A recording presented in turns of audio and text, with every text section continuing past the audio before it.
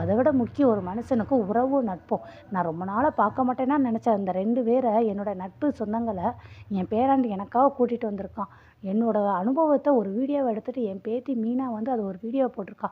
இந்த வீடியோ எனக்கு மட்டும் முடியாமல் என் பின்னால் வர தலைமுறையும் இதை பற்றி பார்ப்பாங்க. ஸோ அது ஒரு எக்ஸ்பீரியன்ஸ் தான். எல்லாமே ரொம்ப நல்லா தான் இருக்குது அப்படின்ட்டு அவங்கள பற்றி பேசுவோம். எல்லாருக்கும் முன்னாடி சைலண்ட் ஆயிடுறாங்க, முகமே மாறிடுது எல்லாருக்குமே. அதனால என் மனசு பூர்வமாக உணர்வுபூர்வமாக என்னை ரொம்ப சந்தோஷப்படுத்தினது முத்து, மீனா. அதனால் இந்த பரம்பரை சொத்தை வந்து அவங்ககிட்டக்க கொடுத்து அவங்களுக்கு வந்து நான் கௌரவப்படுத்தணும் அப்படின்னு நினைக்கிறேங்கிறதையும் எல்லாருமே பயங்கரமாக கைத்தட்டுறாங்க. ஆனால் மனோஜ், ரோஹிணி, அடுத்து விஜயா, பார்வதி இந்த 4 பேர் மட்டும் கைத்தட்டல, மற்ற எல்லாருமே கைத்தட்டுறாங்க. ஸ்டுடியோமாக இதை பார்த்து முறைச்சிக்கிட்டே தான் இருக்காங்க. ஸோ வந்து வாங்கிக்கோங்க அப்படிங்கிறாங்க. சரி இவங்க பக்கத்தில் போகிறாங்க. பாட்டி போ பாட்டி, நான் ரொம்ப தான் புகழ்றேன், எனக்கு வெக்கமாக வருது அப்படின்ட்டு முத்து சொல்கிறாரு.